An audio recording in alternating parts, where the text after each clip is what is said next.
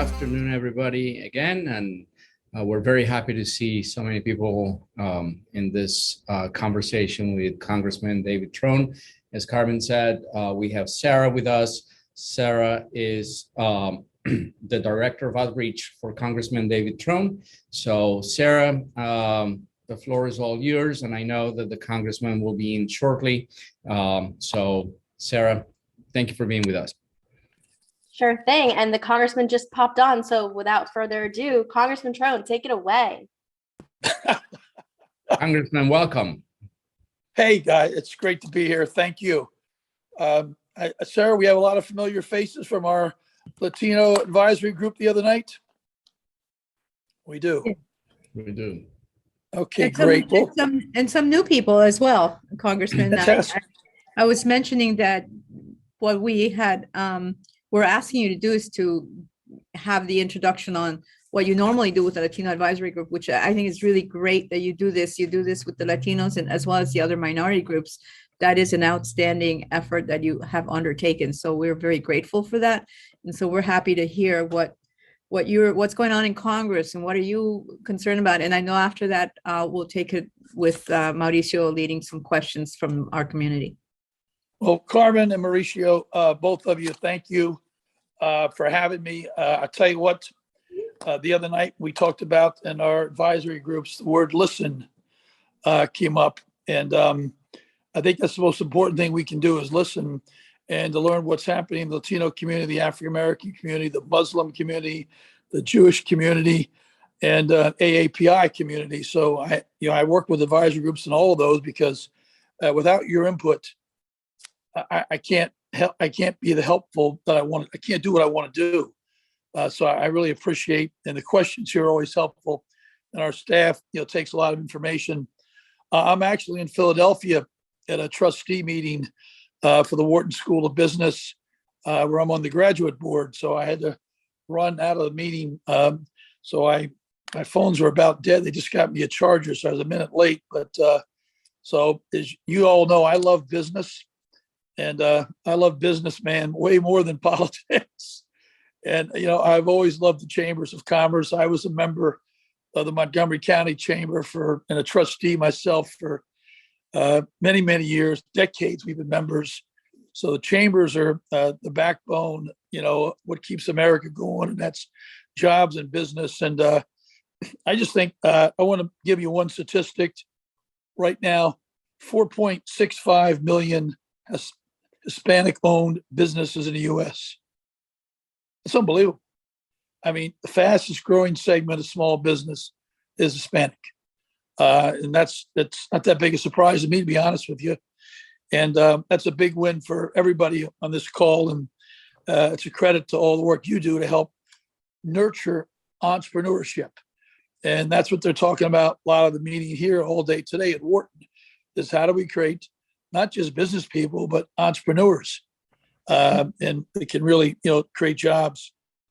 So in a quick update, most importantly, we finally passed the budget. Go on. Can you believe, Carmen, can you believe that? No, I thought that was going to drag on forever. I'm so pleased. Thank you. So for most of us in business, our budget starts like, January to January. We kind of do it ahead of time, but Congress, the budget starts October 1 to October 1, which is okay. But we don't pass it until March. So that meant this whole time we worked on the Trump budget. We used the Trump budget the whole time. So all the Trump priorities are what got funded, et cetera, et cetera. So I'm on the Appropriations Committee now, which I think is the most powerful committee without question in Congress. So we're already working on the 23 budget. So right now, that's what I was with my staff yesterday. We had like a 5-hour meeting before I drove to Philadelphia last night. And we're on the 23 budget, but we finally got the 22 budget done. But a lot of great things in expanding childcare. I mean, if our, moms, have to can't find childcare, it's impossible right now. And the childcare workers are you can't find enough folks to staff those early learning programs. A lot of money is in a budget for those areas, and trying to make home ownership also more accessible. a big piece.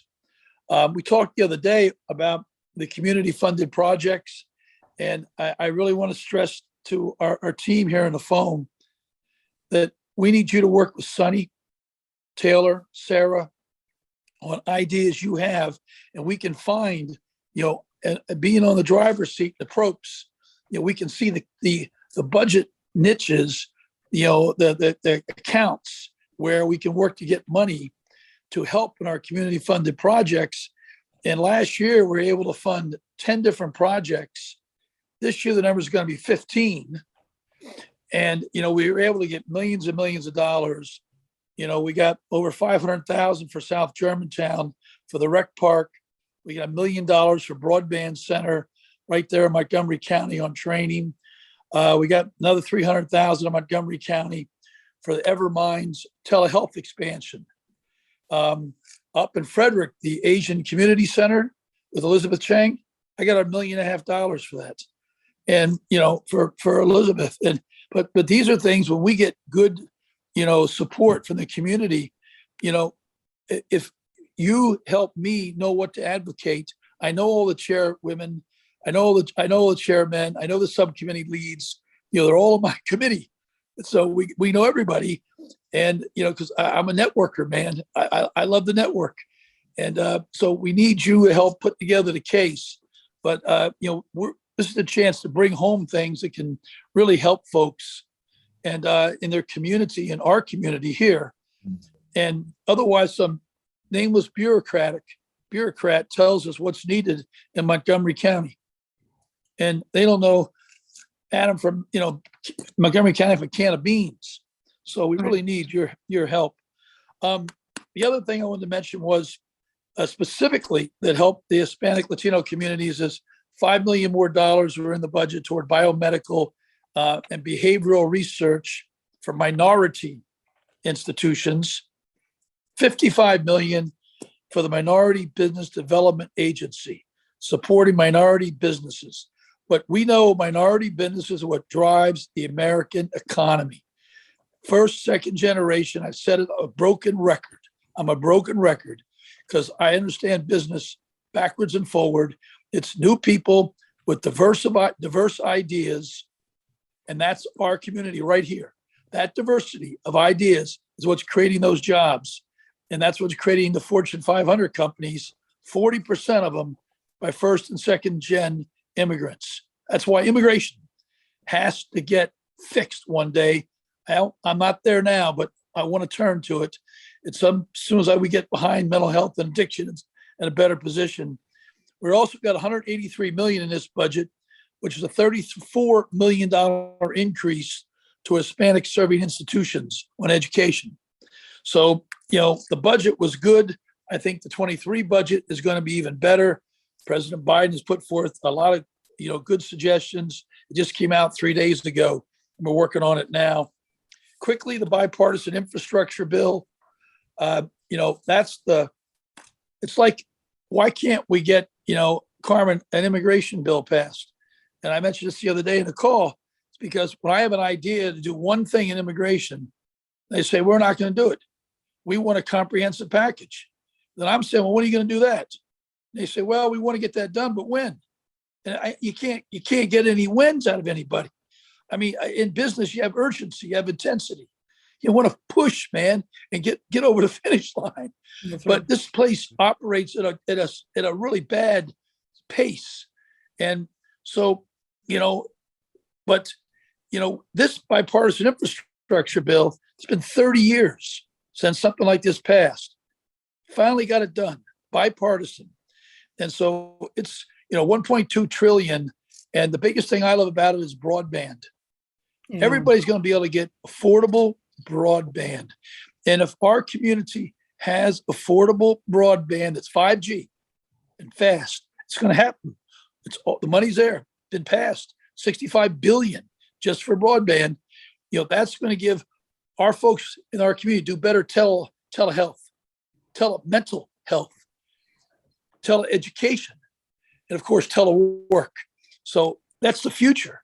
The future is getting ahead, knowing this broadband is coming. Of course, the The infrastructure bill invests in public transportation, repairing roads, bridges, airports, climate change. $6 billion goes to Maryland. $6 billion. So it's going to generate a lot of good paying jobs. So that's the big piece of news. Second piece of news, addiction, mental health. Everybody in this call knows I'm driven and I am focused and I am relentless on addiction and mental health. These are the two things I lead Congress in. That's where I lost the phone. Sorry, it fell right down because it's plugged in.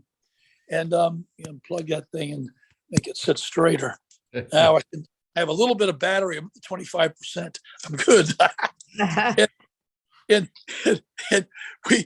addiction, last year at the CDC, we lost 105,000 folks. Brothers, sisters, uncles, cousins, 105,000 folks. Stanford estimates in this decade, we're going to lose 1.2 million Americans. This hits every one of us, white, black, and brown. We're all affected, all levels of America. 1.2 million in this 10 years. So we got to turn the curve. We got to bend the curve. And our bipartisan addiction and mental health task force, which I'm co-chair and put together for my freshman group from last term, we had 70 bills in now, all bipartisan. And next week, we have a whole week in energy and commerce, all dedicated addiction and mental health, the whole week in energy and commerce. And that doesn't happen by accident. It happens by being, relentless and just not taking no for an answer. And 2 nights ago, I sat with the chairman of Energy and Commerce, Frank Pallone, and Mr. Steny Hoyer, and we had a pep talk about how important these are. And Mr. Pallone agrees, and he's, on board, and we're really pleased that we're making some headway. The other thing that we just finished, is I just finished over a year of work as co-chair of the Commission on Combating Synthetic Opioid Trafficking. So Speaker Pelosi appointed me to that. There's one Republican appointed by McCarthy. Senator Markey from Massachusetts was appointed, and Tom Carper from Arkansas. So 4 members, 2 senators, 2 congressmen, outside experts, 4, and then all 7 agencies of government, Treasury, DOD, DEA, intelligence community. And we spent a year with literally 100 hearings, meetings, classified briefings, going to Mexico, going to the border, and trying to understand fentanyl and how we killed 105 Americans, 1,000 last year. I met just yesterday or 2 days ago with the Chinese ambassador. He read my report. It was very critical of some things that China has done. The ambassador called me and said, I want to sit with you, Mr. Trone. So he came to my office, sat with me with 3 of his folks, and we talked about it. And the State Department briefed me so I could speak with one voice for the State Department and the Office of National Drug Control, and establish a rapport with the ambassador, connectivity, and explain to him how it's important for China to take steps on the precursor chemicals and what goodwill that will help in the U.S., and how we can get China to help us on the money laundering that their nationals are doing with the cartels, because the cartels don't understand that computer and the money laundering that the Chinese are doing. So, but the commission put together a roadmap of 76 recommendations, bipartisan, everyone's agreed. So we're working on that now, and we're moving, creating laws around all that. So, we also have a comprehensive mental health in schools project we're passing. Our kids and mental health in isolation on a computer all day. It's hurt our kids, set them back. The mental health of our children right now from age 5 to 17 is the worst it's ever been in America. They're suffering depression and anxiety is up 31%. It's mind-boggling. So these are issues we can be just good people about. That's what it is. It's Democrats, it's Republicans, just all good people want to work on mental health and addiction. And that's what we're trying to do. And last thing I'll mention before we'll take question is, we've got an election coming up, And what we got to do is work on how we're going to win. And on a national basis, it's inflation and gas prices and in food prices are really hurting us. Congress has cut the deficit last year by 360 billion. This year we'll cut it by about $1 trillion. And that helps keep our debt down. But we need to get a handle on gas prices. President Biden's talking about, and I don't know if he did it today, I haven't heard the news, releasing 1 million gallons every day. The whole Ukraine situation has exacerbated this. But, we've got to get more clean energy. But gas pricing is driving inflation. And we can see it in our trucking costs and, all the costs that we have across the country. And folks that are working men and women, they're paying the brunt of this. It's a regressive type of attacks when you raise gas prices. The working folks who are in the lower to middle income, who have to drive a car to work, can't just work from home. They have to drive a vehicle. They're the ones paying the price here. And so we've got to figure out ways that we can work on this. I know the president understands it. He's on it. The last thing I mentioned is the America Competes Act. That was addressed at China. The ambassador complained to me about it. He said, how could you do that? I said, well, I already passed the House. He knows I voted for it. But it puts $42 billion into helping our supply chain challenges and helping us compete. And of course, Ukraine is a train wreck. It sucked all the oxygen out of the room. And which President Biden's unity agenda, when he was done talking about the State of the Union, his unity agenda was the number one and number two things, coincidentally, or maybe not so much, were my number one and number two things, addiction and mental health. That's what the president said in the State of the Union address.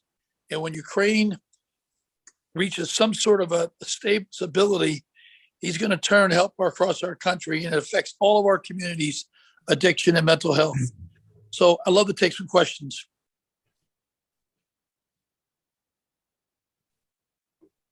I think Congressman, thank you. we had a couple of questions. You can raise your hand or put something in the chat for those people who are here. Because some of the folks that are here as well had discussed this with us earlier.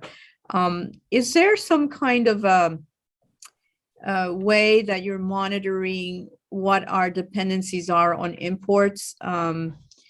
And I think this came up because we found out that we depend a lot on for fertilizer products from Ukraine, right? And so with the war and everything, we've now have prices that are going up in production or reduced ability to do production. So our agricultural folks have a problem with that. So do we have in the United States on the whether it's a report to Congress or something, some kind of watchdog that says on this commodity or this sector, we have maybe too much of a dependency on these sources? And that came up with the oil as well, right? So we have a huge dependency from Russia. So is there something that we're doing to watch that in the future? Yeah, it's a really good question, Carmen. And there's what we saw with COVID was, wow, we couldn't find N95 masks because they're all made in China. Right. We couldn't find ventilators because they're made somewhere else. So there's a number of bills, and I have a bill also which we put forth, which is a bipartisan bill that's out there. We're trying to roll it through. And we had to pick certain, it's a world economy, obviously. And some folks have raw materials that we don't have. Rare earth metals, like to go to this phone that we're looking at. Well, China, man, those guys, they figured this out early. They have a lot of rare earth metals. Then they went out and bought up in Africa and secured the rights to a huge percentage of rare earth metals all through Africa. So that's a real problem when we put our new iPhone screen that has to have those there. So what we've got in Congress now is we've looked at it and said, what are the couple of areas that we can't ever afford to get behind again, where we're dependent on somebody else? And that means the biggest one we talked about was medical supply chain. All of our pharmaceuticals, too many of them are made overseas, our pharmaceuticals. All of our medical type things we need to have in our hospitals to operate and to run our hospitals, our vials and things like that, syringes. And then our military pieces, our chips. I mean, we're making 17% of the chips that America uses. Taiwan's making 42%. What happens if the People's Republic of China does something to Taiwan? I pray that never happens, and I don't think it will. But we've outsourced so much. And I believe, as most folks are coming around to resolution, that we're better to make these things in America, and maybe they cost $5 more. Who cares? When something hits the fan, it's here, and it creates American jobs. And Right. yeah, labor's more expensive, but who cares? So something's happening. You're going to be checking on that. I think I want to throw this in just because it's part of that whole thing. Some things that we do in my business hat, my non-chamber hat, my business hat, is we develop software, and we compete with people who are allowed to get contracts with the U.S. government and have all the software developed overseas. So I would like to have at least some point preferences if our workforce is from the US, is US based, right? And it just seems like the federal government has allowed, even on a small business set aside, which is where it hurts us the most, it hurts me the most, is that that we can't compete with somebody who's paying less than minimum wage overseas, right? So I would like to be able to see that there's some, at least on the small business set aside, said that it has to be something that's developed here in the US. And I don't know if how that fits on the whole, how people feel about that, but I know that it's been hurting our small business community in the software and the IT industry. I tell you, I think everybody in the Democratic Party, we want to grow small business big time. And that's the future. There's no more jobs coming at General Electric. It's small business that grows into medium to bigger. And that's the genius of entrepreneurs. So let's do this. Sarah, talk to my folks, Krista, on appropriations, but there may be some appropriations language that we can look at. You know, appropriations, two things, it's money and it's language. But we tell the agencies, the Small Business Agency, Department of Commerce, how they do what they do with what we give them. Because every dollar the government spends comes out of that one committee. All the other committees only authorize money, which has no reason we ever have to spend it. It's irrelevant. So every committee authorizes, it's irrelevant. All that matters is we appropriate it. That doesn't make any sense, but that's how it works. So let's look for some language, Krista. Talk to Krista and she'll tell her to get back to me. But on small business set-asides, I agree. We're trying to drive our small business, and then somebody else goes to Costa Rica and they're going to have folks that are making, $6 an hour, or maybe it's a developer for $20 an hour and your developers are $100 an hour. And I have to know my company, they do stuff in South America too. I picked that up the other day at one of my CEO meetings. We were talking about software development, and they were talking about they've moved it to our hemisphere because when they're going to Bangalore, they had too much insanity on the time changes. And so by staying in this hemisphere, they were getting better connectivity. But that defeats the ideas on driving more small business jobs here.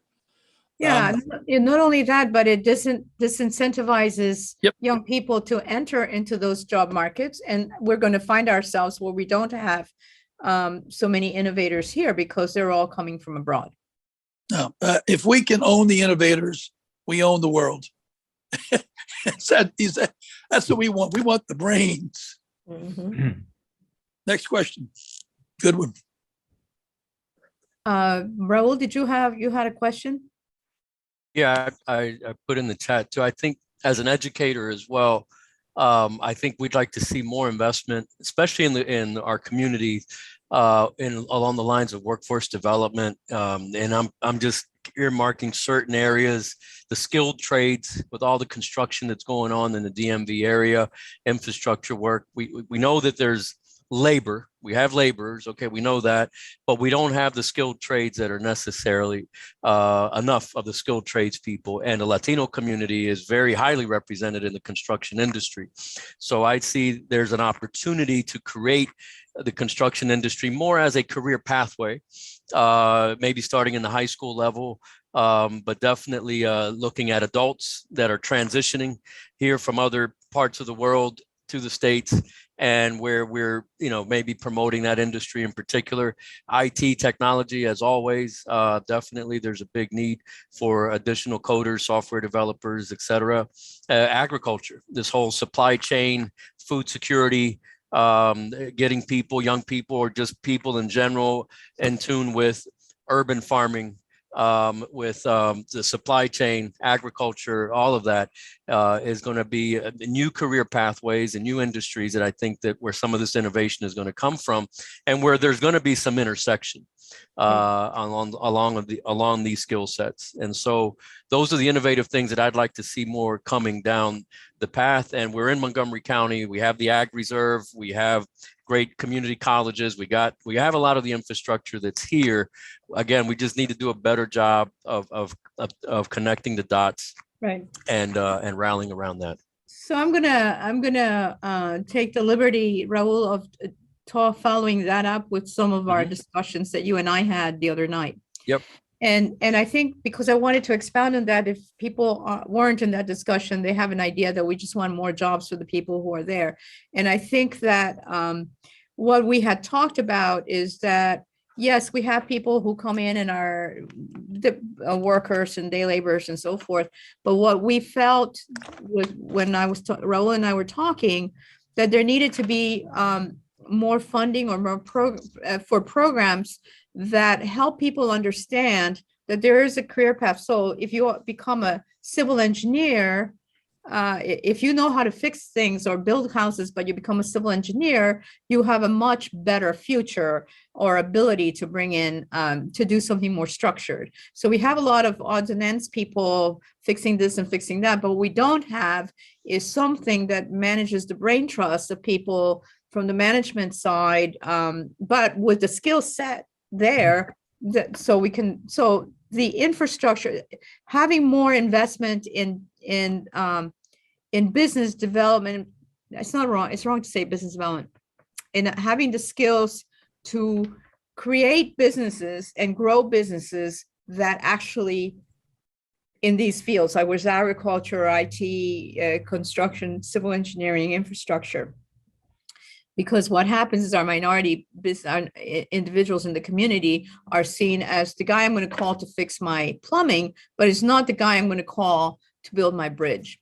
And so we want more investment in that kind of training and development, so that you will think about a minority business as somebody who can take a leadership to build your next bridge across the Potomac, for example.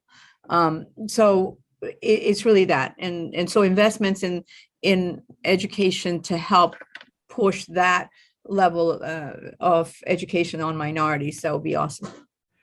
Yeah, and training, because not everybody's going to go to college necessarily, and so we have to have other alternatives that are available, that are viable, short certificate-like programs, the other technical aspects of schooling. It's not a one-size-fits-all. But I'm fine with universities and community colleges, but again, I think there's more space to develop more technical trade types of institutions as well, because we're missing a good segment of our audience in our minority populations that may not be motivated to go to college, but would like a short certificate program, a quick turnaround to get into the industry and develop a career pathway. And then maybe get college, university later in their 30s or 35 or 40, whatever. Go ahead, Barbara. Barbara. So if I can chime in with your question. So on the Maryland Department of Labor side, we actually allocate tens of thousands of dollars on apprenticeship program. And we actually have the apprenticeship program for information, technology, and healthcare, which traditionally that was something that we didn't have, because most of the trade and skill training within the apprenticeship program were in construction, just getting your master electrician certification or license. So they were more of your, labor trade skills. But now we actually have designed your more upskill, more professional apprenticeship program that people actually can transition to. Now, in addition to that, we actually had the Workforce Innovation Opportunity Act, WIOA grant that we can actually pay for a certification or training to be able to enhance those job seekers that they're actually looking to transition to another industry or another occupation. So we do have the funding right here in home. And I think it's just basically a matter of making sure that we can actually collaborate with different stakeholders and organizations, and they can actually take advantage of those grant opportunities. In addition to that, we just came up under the rescue package, a grant that or an incentive, I would say, but it's part of the grant that it was given to us. So if you are a small business and you are trying to hire a number of people to fill your vacancy, if you are hiring someone to do a job and that say, for example, you're looking for a part-time person, we can actually give you $3,500 as an incentive. And if it's a full-time, you can get $8,500.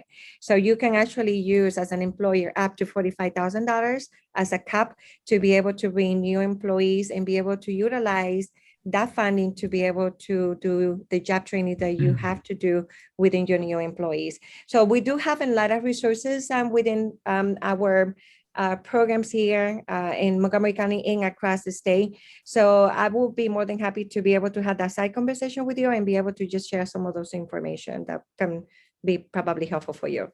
Thank you, Barbara. Sure. Congressman? That was a mouthful, a lot more. Well, Barbara, thank you for that clarification on a whole bunch of stuff. Raul, you hit the nail on the head. And I have in my notes here that I wanted to pass on, and the December 21 just happened. The Biden administration has changed the federal procurement process, so we have more contracts for small disadvantaged businesses, SBSs, and that government spending number used to be statutorily 5%. He's now moved that to 11%. Oh, great.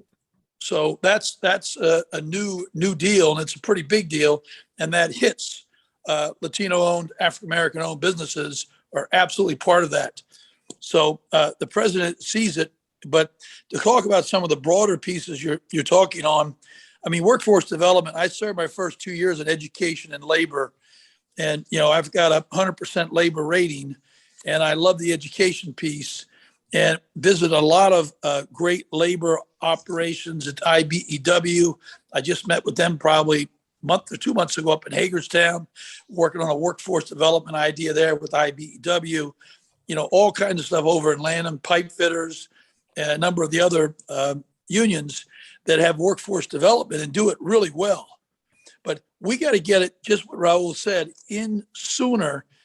High school, we're not in a K to 12 anymore, and then community college or college.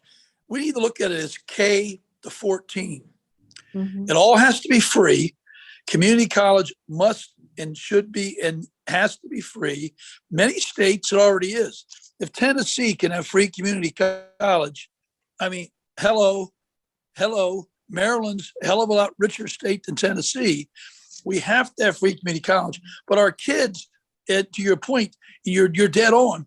They don't see the different opportunities to be a tradesman, work in one of the trades, be a plumber, make a great wage, be an IT software developer, phenomenal.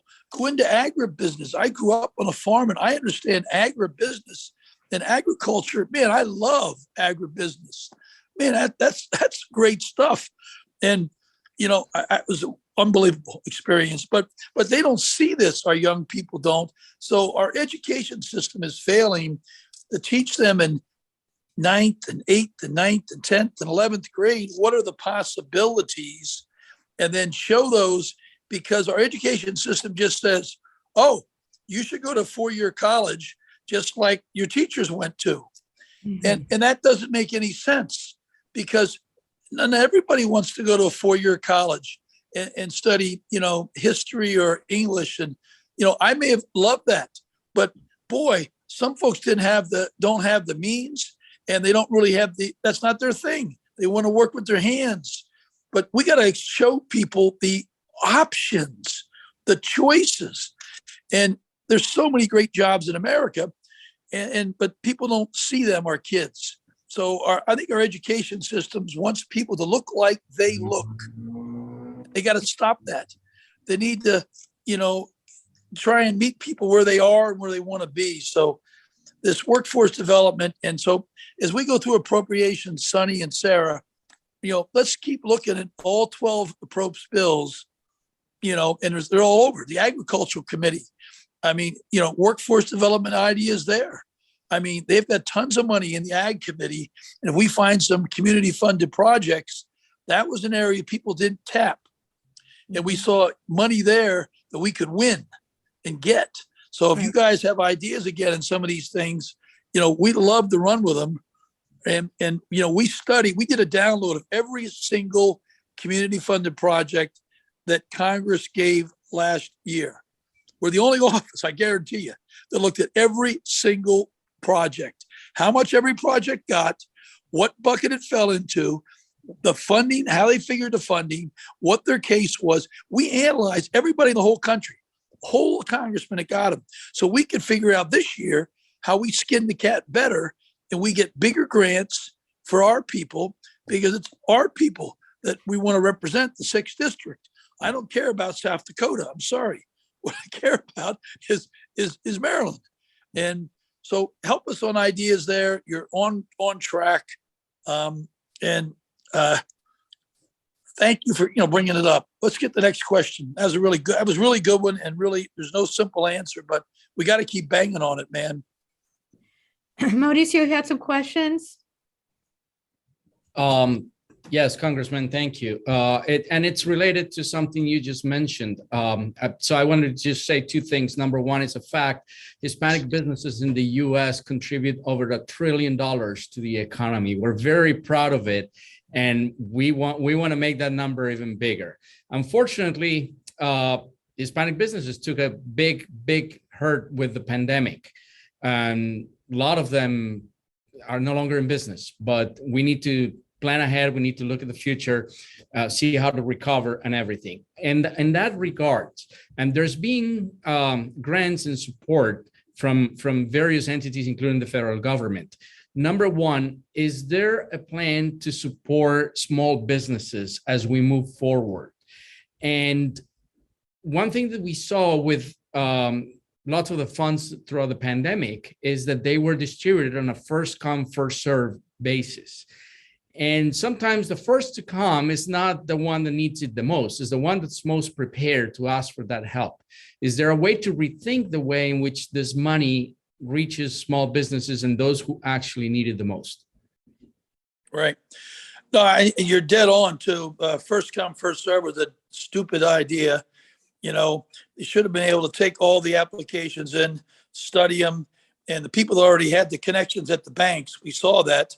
They had the connections. They're the ones that got the money.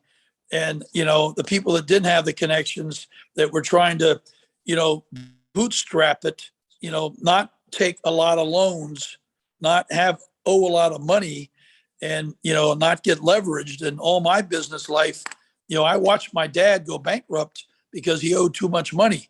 So all my business life, I've tried not to borrow as much money as little as I could, because I know that when I borrow, I'm at risk and from a catastrophe.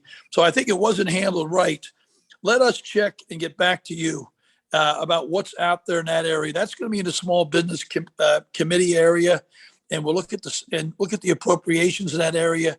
I mentioned about the procurement piece from 5 to 11%, the set aside for small businesses there, disadvantaged businesses.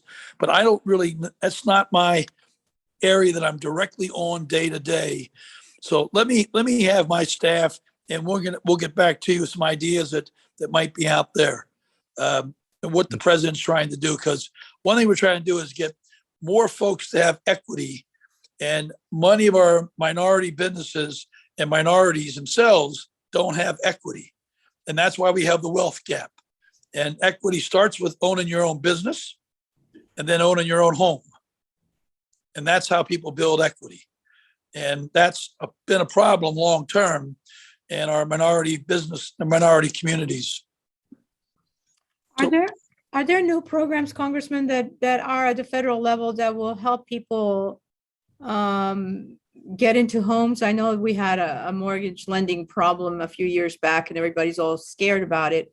But I think that young people with young families, single parents, they're looking for ways that they can get into a house. I know that there is FHA, and sometimes that's not enough, right? With prices of housing going up and everything. Are there any new programs that you can see that would help close that equity gap through making it easier to get into a home? Again, Carmen, I don't have any answer to that, but I'm going to get it for you. Okay.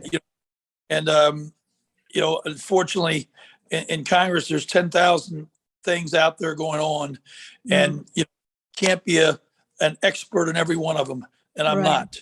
Right. And I'm really not. But one thing I can do, I can always get the damn answer. Always. Okay. And then, yeah. We're going to get back to that, and we're going. The question is, how do we get folks that are in the minority community into homes more effectively? And that's what we want. We want home owners in America. And you've seen the price of homes right now. It's insane. And it's making it harder for folks, to get their first home. And we have a shortage of homes in America, huge shortage. And so, we've got to address that. Everybody quit building. And now people have the money and they want to buy a home and they can't even get one. That's right. That's another problem. Monumental shortage. Yeah. And then Barbara, you had a question. You had your hand raised. Sorry. Yes, I was just actually writing on the chat. Basically, and as you know, I'm really an advocate for people with disabilities. And that one of the comments and concerns that a lot of the parents, they have conveyed it to me, and that is when they're transitioning from high school to college, and they get to the college transition, there is not a lot of support for young adults with disability, and also there is not a lot of funding. I think the disability community have felt kind of left out when it comes to funding, because they have to struggle from here to there to trying to really come up with some kind of plan to be able to support their children when they're not children, but they're young adults when they go to college, if they're able to go to college, or even when they're in high school. You have Seneca Valley, you have Thomas Edison, that they actually do your trade program. And then I have a lady that she's actually want her daughter to do graphic design, and she's high functioning on the autism spectrum, but then they're not allowing her to take some of these classes because they just don't have the staff support to be able to support her while she's actually taking these courses within the high school. So I think we have to look into maybe in the future, look for ways to be able to add more funding for these programs at the trade program, educational, college, etc. But there is, there's not a lot of support out there. And I think that's something that maybe we should do a little bit more research. What are the things Congress can do to be able to support young adults when they actually transition to adult life? Because that's the concern that most parents, they do have. Right. And then I think the Department of Labor has an office of occupational jobs for people with disabilities, or they have a waiting list of couple years. But what I was going to say, that's doors. And they don't have enough funding, is what it is. They don't have enough funding. The waiting list is huge. actually they had like the autism, waiver. Hogan actually were able to kind of, put a little bit more money into the mental health, but it still is not enough. And Doors, I actually collaborate with Doors, and they actually complaining that they're struggling. They don't have enough staff to be able to, cope with the demand. And also they don't have enough funding to be able to really serve all the people that are coming through the doors. Right. So we were on a 3-year contract with them to help people do that transition, but the funding that was available was very limited. And Very so limited. maybe Congressman, you can look into that. So Sonny, so that's a good one.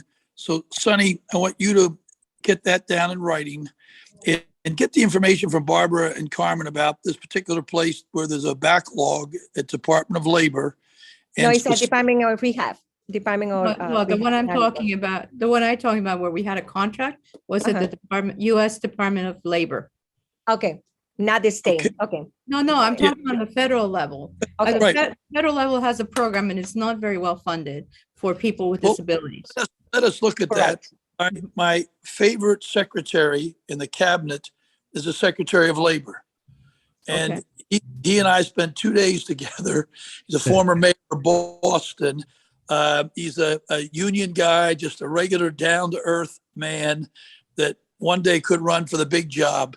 And he's been in the recovery community also for 26 years. So we connected on that also. And we just spent a lot of time together. So I'd love to work on funding on something like this. And he's the kind of just down-to-earth guy. You met, Secretary Walsh, you just go, wow, what a heck of a guy. You just go, whoa, how did we get him? And that's how I feel. And but so anyway, let us that's a thing I love in appropriations to work on things like that. And I don't know, some of you heard me, I'm a broken record sometimes, but one of my heroes in life is Hubert Humphrey. And he was called the Happy Warrior. He was vice president. He should have been president. He should have beat Nixon. The election was 7 days longer. He would have beat Nixon because he would have passed him in 7 days. He got a late start because Johnson didn't withdraw to too late. But the Happy Warrior had a famous quote about what we should do in life is help those that are in the shadows.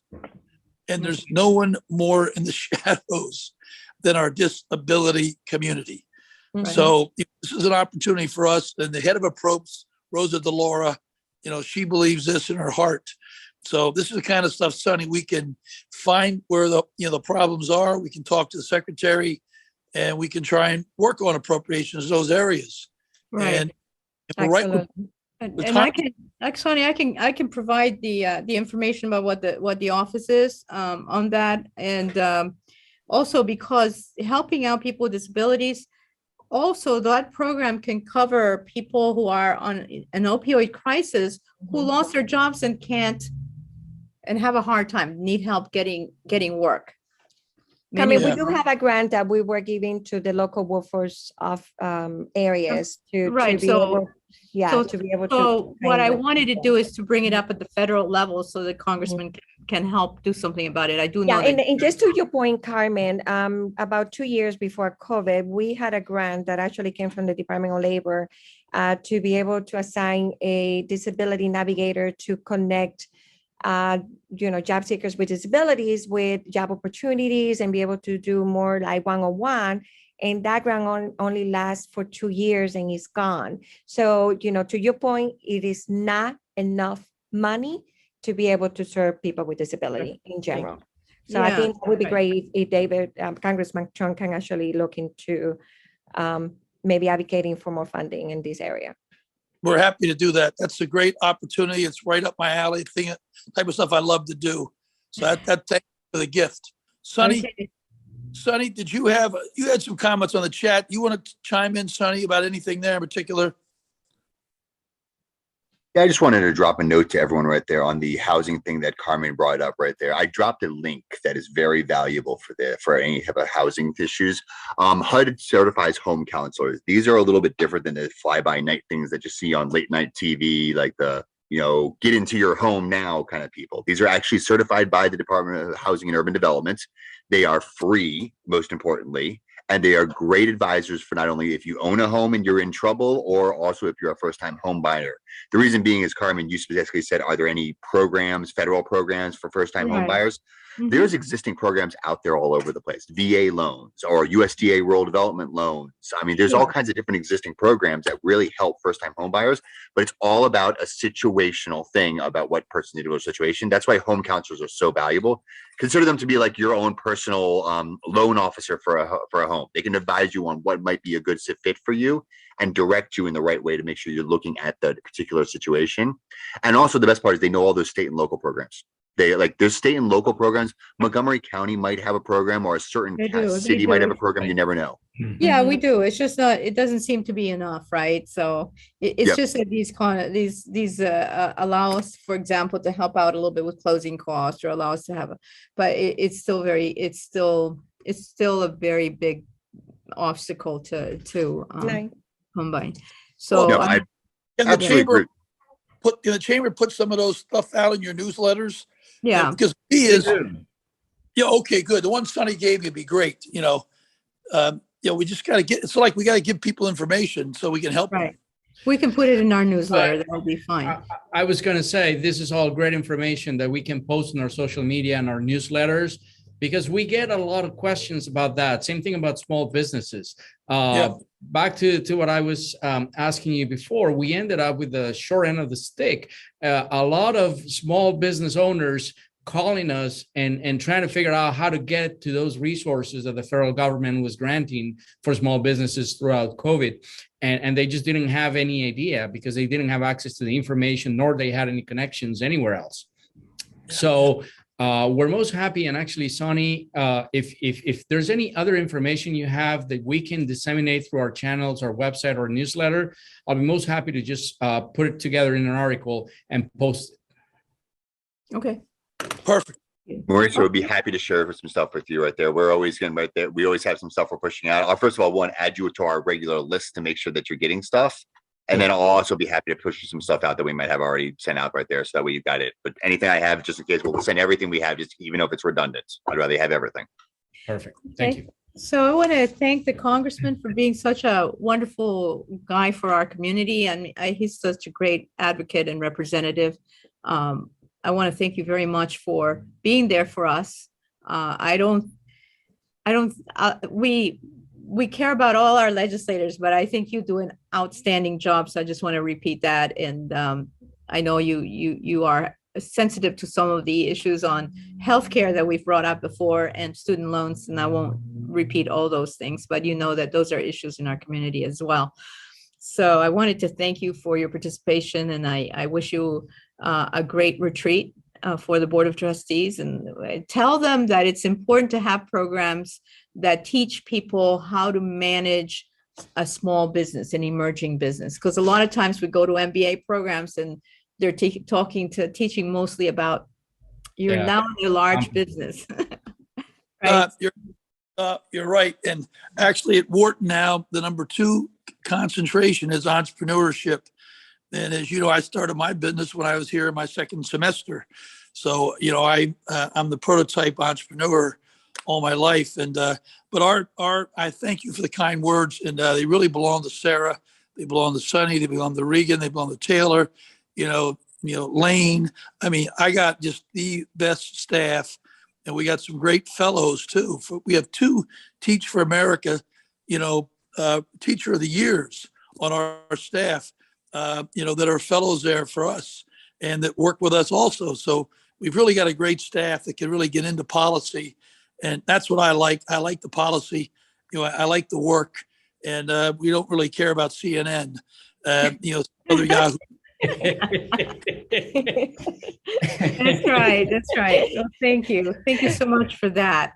And so we're waiting for the next availability of a boot camp at Wharton for our business owners that want to get some basic training on that. So thank you.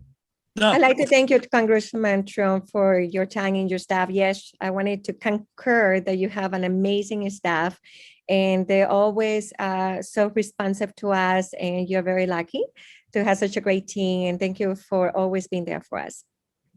It's all about people. We know that. It is so true. Yeah, I agree. Okay, so anybody else wants to have a comment or question? I know you guys, Fernando, you're new to this group.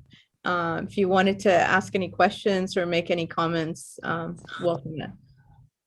Oh, first of all, thank you, Mr. Trone, about this was an awesome conversation. This was the first time that I attended this meeting, so I was pretty much listening, absorbing all of the great information that you guys were sharing, especially around ways to support small businesses. I'm in the banking industry, so definitely looking forward to continuing having this conversation offline, and really, really grateful to be a part. And thank you, Mauricio and Carmen, for inviting me to this meeting. Okay, and Pedro, welcome back. Are you still on the line? Pedro, are you on the line? I know he gets very busy. He's a business owner, so he's actually there you go. yeah, There he is. actually I sent a text to Barbara. Uh-huh. The training program. Okay. I came late. We are in a transition to actually get my people to be trained in others part of the business that I'm in. So I really appreciate if that can be sent. I am sending you my cell phone so you can reach out, and I'd be more than happy to sit down with you and give you additional information to be able to help you within your business.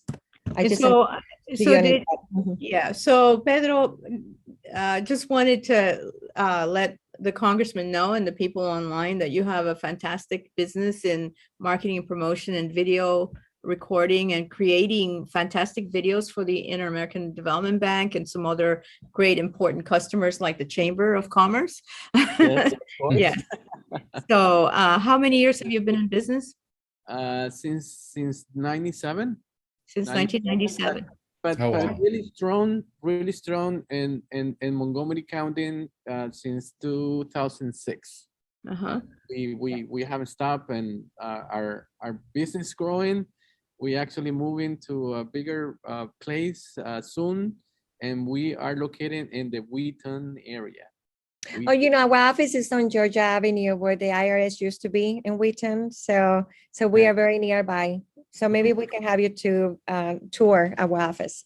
Okay. Yep. Well, thank you very much. Thank you, Congressman. Anybody else want to chime in or anything? Say hello. No. Congressman, this is actually a question. How can we make the government work any faster than it does? And it's a serious question. Is there anything we can possibly do? No.